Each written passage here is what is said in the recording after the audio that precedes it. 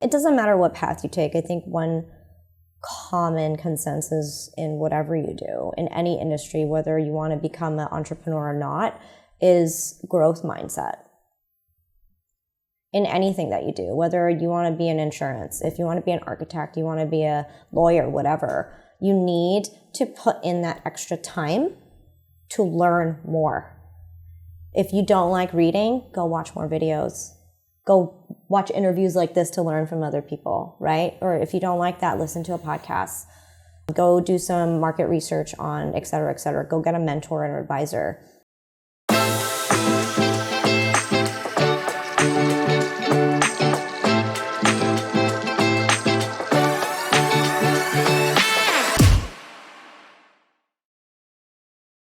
What's up, ladies and gentlemen? You are now watching Kinetic Outcome, and we are with Coco Chan, the beautiful Coco Chan, and also co-founder and advisor of 𝙆𝙤𝙤𝙤𝙀, and we are now in the hotspot Victoria 22 in the midst of Causeway Bay with a nice view of the Victoria Harbor and Victoria Park. Yeah, so tell us a little bit more about yourself, and besides those two, there's also holistic consulting. Yeah, thank you for having me. Hello to your audience and viewers. I'm Coco, and so I wear many hats. So I'm a mom, I'm a wife, I am the co-founder and advisor of 𝙆𝙤𝙤𝙀, which is a PR digital marketing agency where we have everything in-house.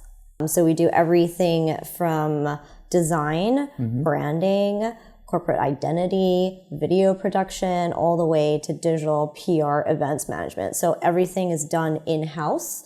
So we are really able to help all of our clients kind of be more cost effective and time efficient because we have everyone in-house already. And so that has been my baby for 9+ years now. And I've been in PR for 17 years.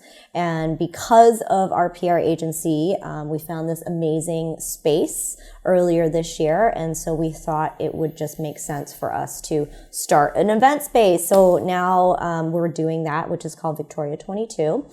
And I also just published a book this year that got best-selling book on Amazon, so I'm super excited about that. And I'm also the founder of Coco-Alexandra Holistic Consulting. So yes, I have a lot on my plate. Yeah, we're gonna break it down one by one. And before we move forward though, what's the book title? Oh my gosh.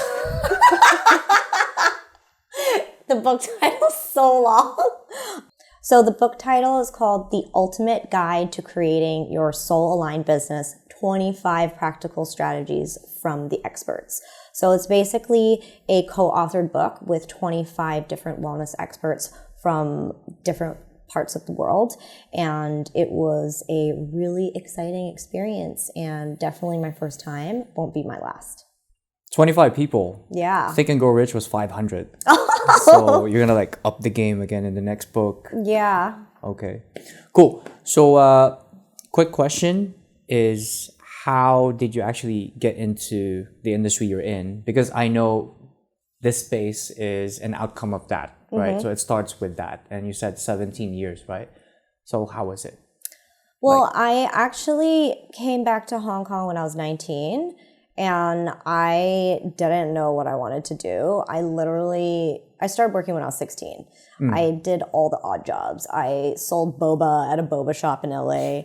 I worked at a car shop. I did piercing and tattoos. And then when I came back to Hong Kong, I was just kind of clueless because I was a bit estranged from my family. But then my friends were like, oh, you're such a social butterfly. You know so many people. Why don't you try doing PR? And then I did a bit of research. I was like, oh, okay, it could sound fun. So I started that. And I never looked back. It was just kind of something that I fit in really well. And I've always been kind of the black sheep in the family. And I've always been the weird one, the eccentric one. And so, yeah, the PR space has just been a place that is like my second home. It just came very naturally to me, and I just haven't ever stopped, really. Okay. And what about your process, the journey? Of course, you have to go through the good times and challenging times, right? Yeah. Like what was rewarding in the process at the same time, and also your struggles?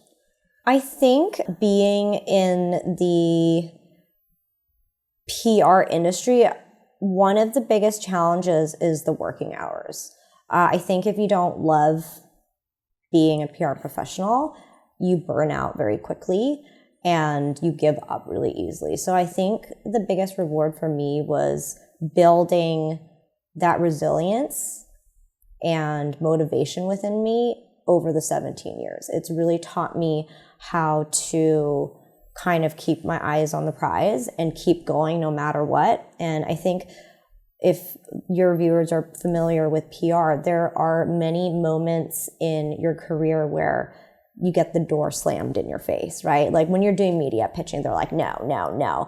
If you have thin skin in the industry, you're not going to last, right?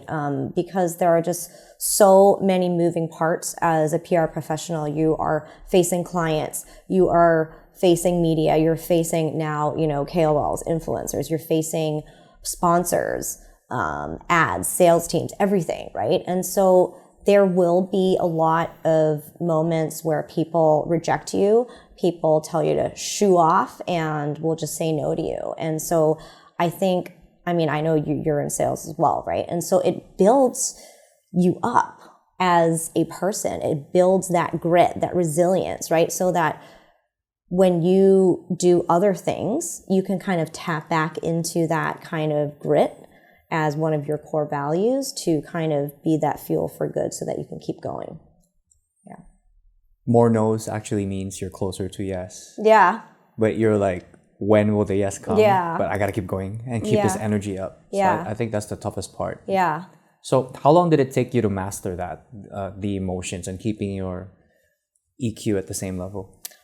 I mean, for those of people who know me personally, my patience and EQ has never been my strong suit. So I think being so passionate in the PR space really helped me grow that area into a strength instead of a weakness. It's taken years, for reals. I mean, are there still days where I get bummed out a little bit? Yeah, sure. But I don't stress out about it as much anymore. I'm like, okay, it was a no. That's unfortunate. Okay, on to the next thing.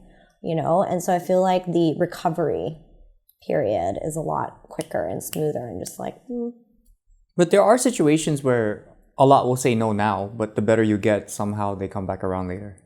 I think with age and maturity, yes, it's a no now, but I think we get better at pivoting, right? Like, okay, you're saying no to this, but what if we did this instead? And then you just keep pivoting and you keep pivoting until they say yes, right? Or if it's really a no right now, I'm going to circle back to you in 6 months when it's the right time for you. Okay. So like always keeping that option open. Yeah. Cause I have this thing where you say no now, it's yes later. Yeah, exactly. But I got to keep going, improving myself, right? Yeah. Okay, cool. In that process though, like, is there any moment where it was the toughest time? And if you don't mind, like, opening up about that. Yeah, absolutely. I mean, I'm not going to say exactly when this was, but I was working for a company and I was working office hours and also OTing a lot. And I was literally for like a whole 2 years working almost 18, 20-hour days. And and there was drinking involved as well. And so it was just getting really unhealthy. And I mean, I was young, so my mindset was like, oh, I can do this. Like, I'm only in my early 20s. Like, I can keep going.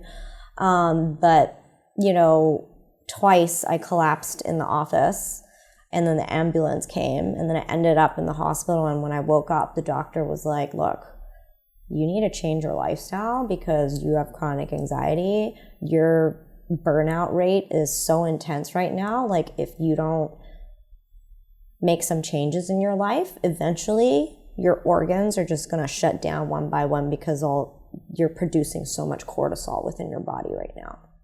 And so that was kind of just a huge slap in the face. It was like a major wake-up call for me. And so at 25, I was like, oh, okay. that was really hard pill to swallow, I guess, because I was doing so good.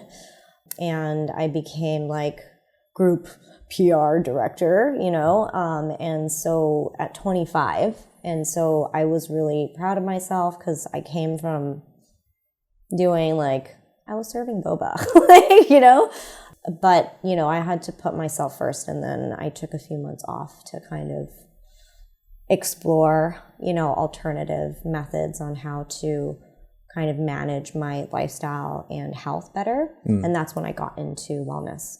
So that's the turning point. That was a turning point for me. Yeah. Okay. We'll get into that part later. Yeah. Okay. So next question is, what do you feel makes you unique in terms of your approach to the market? I think, especially for Voltage, and this is actual feedback that I've heard from my clients, I think what we offer is kind of like a no bullshit relationship. I think when a lot of people hear PR, they're like, oh, PRs are so fake. They just want to say what you want to hear. And that's not really how we operate. We do choose our clients for sure, because we want to work with people who love what they do and believe in us, and we believe in them, because I feel like if you don't believe in each other, it's not going to work out, right? It's a soulless transaction, right? And so we really put our heart and soul into all of our client accounts.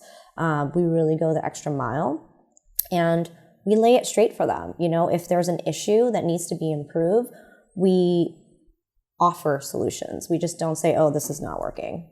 We're solutionists. We're very creative. And even though we're a bigger agency now, we always, always, always have a very quick turnover rate for execution on any of the tasks that we do. And I think with bigger agencies, that's something that we've heard from other clients that they think is a problem. And before, I was telling you that we have everything in-house, right? And so that's a really big, key, unique selling point for a lot of our clients, because if they have one budget and they work with a smaller agency, they need to outsource a lot, and then that racks up the quotation that they're getting billed for. And so we make sure that we can do everything in-house so that we can also QC everything for them.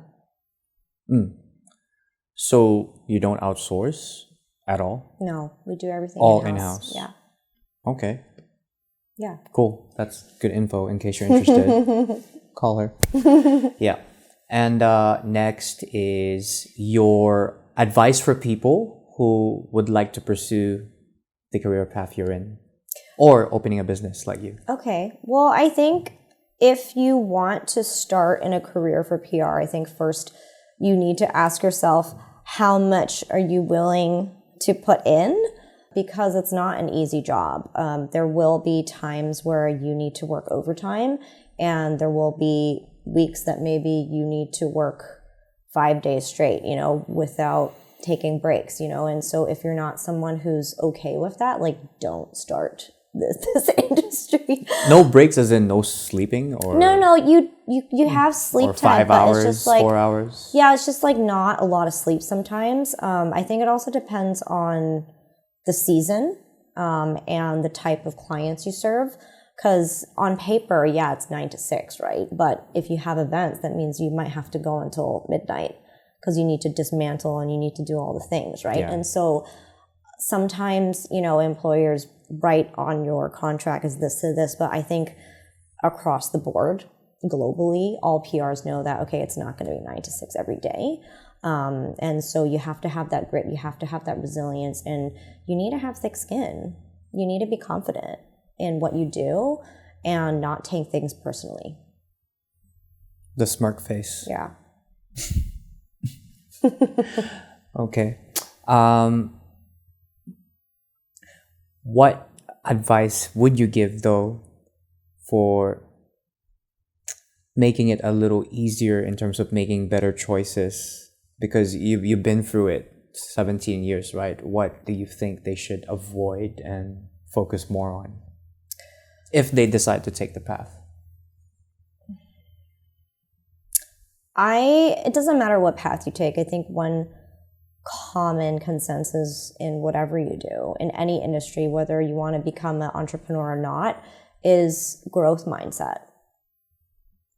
In anything that you do, whether you want to be in insurance, if you want to be an architect, you want to be a lawyer, whatever, you need to put in that extra time to learn more. If you don't like reading, go watch more videos. Go watch interviews like this to learn from other people, right? Or if you don't like that, listen to a podcast. Go do some market research on et cetera, et cetera. Go get a mentor and an advisor. Because sometimes when you're in whatever industry you are, it's just you and the job, and it just gets so repetitive. And if you're not in that growth mindset, you don't excel as much. And then you're just kind of tunnel visioning. You're like, oh, this is my task list. This is my to-do list today. These are the things that I need to do. And then you just kind of get lost in all of that stuff, right? So just always being more versatile of where the information is coming from and how that can give you more value. And you can also provide more value to the company and to the business. Okay. So, in terms of people you look up to, could be anybody. Who's on your mind? My could be more than one. Dad, for sure. Not my birth dad, my stepdad. He is a self-made man, and I really, really look up to him. He didn't have to take care of me. He did. And he is such a wise, wise man. And he's been an entrepreneur since the 70s. And so he is really someone I look up to, because no matter where I have been in my life, whether I was, 5, 6, whatever, up until now, he's always been kind of that confidant for me, who I look up to and speak to. And he is always constantly, he's retired. He's like 76 now, right? And he's still learning stuff. He's still reading a lot. And he's always like spitballing with me. He's like, hey, did you read about this? This is how you can streamline your business a little bit more, et cetera, et cetera. And I think the people I look up to the most are people who had to go through a lot of hardship. Maybe people who maybe got dealt shitty cards in life, right? But didn't care. And then they made it into a royal flush, I always root for the underdogs myself, being an underdog myself. And so I have so many girlfriends and guy friends and just friends in my circle who I look up to. The list would be so long. I can't list all of them, but Dad is definitely the number one person I look up to. Does he still work out? He does. Like lifting weights or jogging? He does a lot of swimming, golfing, and he does a lot of walks. He does run lightly, but not like intense. He's super fit. He's more fit than I am. So we just say hi, Coco's dad. Hi. Okay, cool. Next is what about your well, I already asked about the hardships, right? So just going through that process of choosing this career path, was it smooth for you in terms of people supporting you, or were there also a lot of non-supporters? Actually, how I got into this was kind of a fluke. My husband and I met at this mobile tech company, and us two and another 13 staff members got made redundant because the CEO spent all the money within a year. And so we were jobless, penniless, and we're like, oh my gosh, what are we going to do? And so I started picking up freelance PR work. And then one client turned into 10 clients. And then my boyfriend at the time, we moved in together.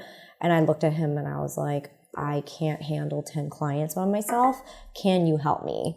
Right? And so we just started doing it together. And then one day, because he's in a auditing, accounting background. And so he asked me one day, would you want to open an agency? And I'm a type A person. And I was like, no, that just gives me all the heebie-jeebies and anxiety just thinking about it. I was like, no.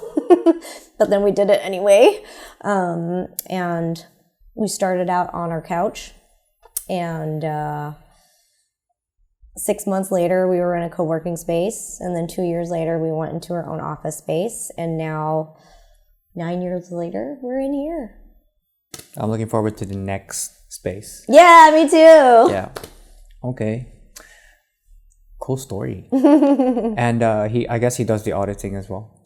Well, he used to. Okay. Now we have an accounting department, so he doesn't have to do that anymore. Okay. Cool. So now we get into the more spiritual and energy part. Sure. So you call it Coco Alexandra Holistic Consulting. Mm-hmm. Yeah. Elaborate a little more about that. Yeah. How it happened. Well, again, wasn't planned. I really kind of went on my wellness path as a more self-discovery tool. At 25, right? Yeah, at 25. And so I was super anxious. I was always just like really on edge. I was really unhappy. And, you know, people around me could see it, you know, and that's not my normal state, obviously. And then I started, you know, dabbling in aromatherapy, energy healing. And after about a year and a half, like my closest loved ones started noticing these big shifts within me. And they're like, what have you been doing? Like, you look great. You look so happy. You're radiant. What are you eating? And so I just basically shared what I've been using, right? Like aromatherapy, like all these things. And they're just like, whoa. And so a few friends were nudging me to kind of like start a business. And I wasn't ready for it because I was still going through my healing cycle. And I felt like I need to kind of work through some of my stuff first. And then once I was comfortable, this was about like 2016 when I kind of started doing workshops here and there to teach people around like emotional well-being and how aromatherapy can support that. Because 80% of what we smell directly affects our mood. I don't know if you know that, fun fact. And so it just kind of picked up from there. And for those who are in the wellness space or are on their wellness journey, you'll know that once you kind of dip your toe into the wellness pond, you just kind of open Pandora's box. And then instead of learning just one thing, you start learning everything, right? Because everything's interlinked. Everything's interconnected. Everything is related to one another. And so I started getting certifications and training in Akashic Records, Reiki, all the things, you know? And then it wasn't until 2020 that I really started like an actual website with coaching offerings and all these things. And it really just kind of picked up from there. I think the silver lining for me was COVID. COVID really kind of helped my business take off a lot. Okay. As much as I want to ask about that part, but I want to focus on this topic. So, about subconscious mind and conscious mind, how did that topic open to you? Because for me, I learned about it with Bob Proctor's book. He passed away this year in February, sadly, but he helped me a lot in my life. So he was always talking about how you need to guard your conscious mind and what goes in, and you actually have a program that you don't even know that's playing 24/7. Yeah. Absolutely. I think this is something that I kind of touched base with at 16 when I started seeing a therapist, because I had like very high levels of anxiety and depression already. And so that was always a topic that I was aware of, but I think at that age I wasn't completely open to it. I was just like, yeah, right? It wasn't until I really hit 25 that I came out of the hospital. I was like, okay, I really need to get serious about this. So I started buying all the books, listening to all the podcasts, you know. And so subconscious mind and conscious mind are something that obviously is very scientific based, but in the work that I do, we kind of tap into more of the parapsychology of things. And so everything is conditioning, right? Everything is wired and programmed into us. And the first 7 years of our life is the most important 7 years of our lives because we're basically a blank piece of paper, right? No matter who your caregivers are, no matter what environment you were raised in, everything that is happening, you are absorbing, whether you know it or not. And whether they're positive or not positive, you know, that becomes your core belief system, right? And so I think in the work that I do with a lot of my clients is the deprogramming, deconditioning of all of those things that now have become their core belief system that is also not a sturdy foundation in which they want to continue their life in, because it's causing stress, it's causing misalignment in their mind, body, emotional state, physical state, etc. Yeah, no, because it's really interesting. That's what I do with my team members. Yeah. I also tell them about how it works, right? And I don't know if you went this deep, but the beta, alpha, theta, delta. Yeah. Right? So I always explain how when you get into the alpha state, that's when the creativity kicks in. If you're in theta, in the middle of sleeping and not, but you can actually tweak your mind. Yeah. And delta is deep sleep. Yeah. So also how it connects with what's in the subconscious, and then it goes to your emotions. So it's the mind programming and the emotions. So you start vibrating this frequency and your body just starts to unconsciously take action to do what was programmed. Yeah. And that's why frequency music is so good for you.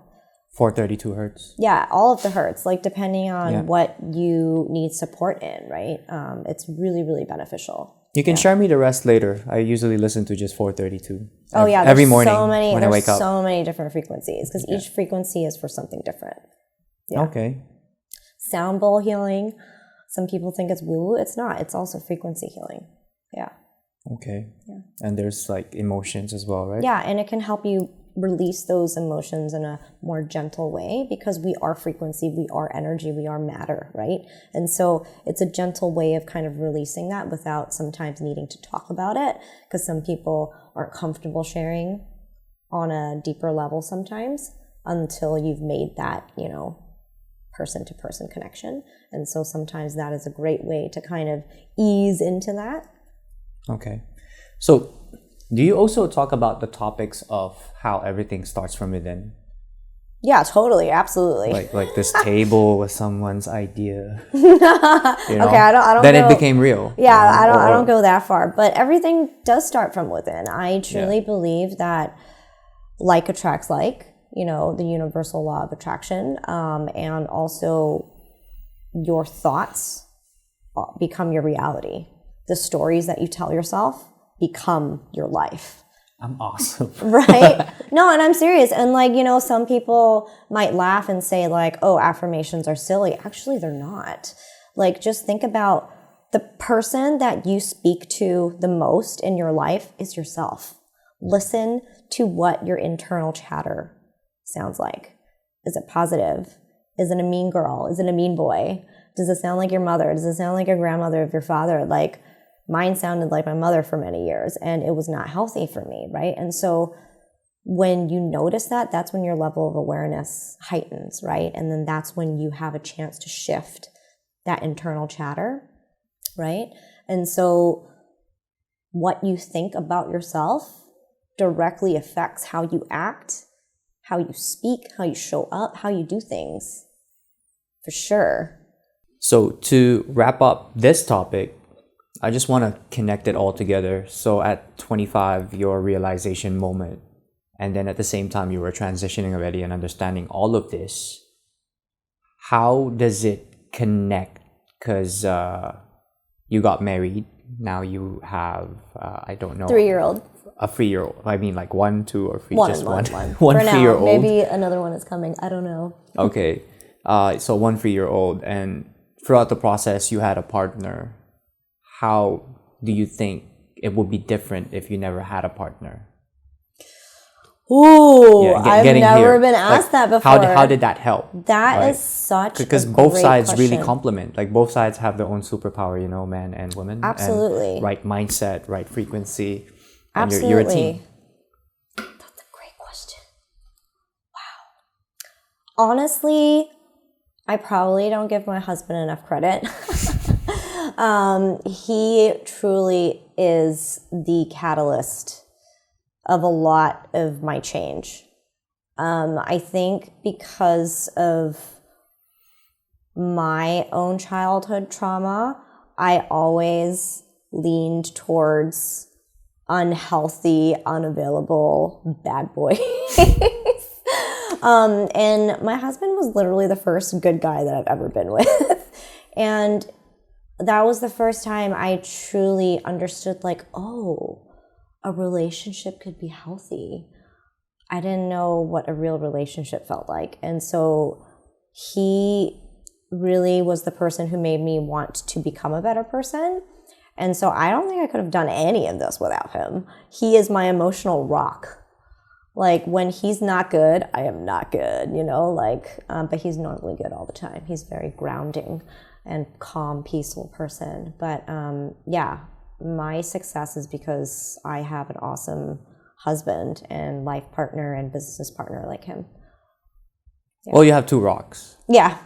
Your dad yeah. and him. Yeah. And also, like, so for his side, did he grow up with a mom and dad present at the same time? No, we both came from single family, situations. So I think also that's what our childhood wounds kind of like recognized each other, and we're like, ooh. And you want to make sure that doesn't happen to your child. Yeah, and I think that was a big conversation that we had, you know, when we were pregnant. I was like, there's no way in hell I'm letting this child grow up in a single parent family. I was like, we need to do everything in our power to make everything work. Like, when something is not going right, we need to talk about it. We need to be honest about it. We need to sort it out.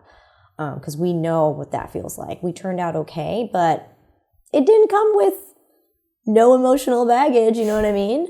And I'm 37, I'm turning 38. Like, I'm still working through some stuff. Like, am I perfect? No, but I'm a lot better than I was before. But it takes some people a whole lifetime to work through that stuff. And I just don't want my daughter to have to go through that if it's unnecessary. Okay. Well, the last question is, anything exciting for the upcoming year, 2023, 2024? Yes. So I am in the midst of writing my own book with no other authors. So I'm really excited about that. I can't share the working title yet, but I hope that I can get it all written within a year. Okay. So that it can come out in 2024. And I'm just going to throw that out there. I want to have baby number 2. I'm just going to manifest that. And well, the first one, was it a girl or a boy? Girl, yeah. So boy now. I mean, as long as the child is healthy, I don't care if it's a girl or boy. That's my big sister, yo. But yeah, I would love a boy. That would be awesome. Yeah. Cool. Yeah, so I guess that's about it. And I'm looking forward to the book. Yeah. And when I write my book, I'll ask questions. How did you publish it? Yeah. And you're gonna have are you gonna have like a launch party for that? Like, yes, you betcha. I'm definitely gonna do it here. Okay, I'm looking forward. You're invited. All right, awesome. Thanks for having me. Instead of making this so formal, high five. Yay! Yeah. So, ladies and gentlemen, Coco Chan, Hector Tumel, Kinetic Outcome. Peace. Our aim is to provide value, so if you like what you watched, make sure you hit that like button, leave a comment, and subscribe. I'm also a financial advisor based in Hong Kong, so feel free to check the description box for my details and email or DM. And if ever you need video and photography services, the phenomenal videos you're watching right now are filmed by 𝙤𝙤𝙤𝙠𝙤𝙤. Lastly, if you love hip-hop music, rap, R&B, singing, whichever that sounds amazing to your ears, because I always do a lot of experiments with it, feel free to drop by my channel at SCF Saint or Saint Crossfade. Appreciate you for being part of this episode and more to come. Till next time.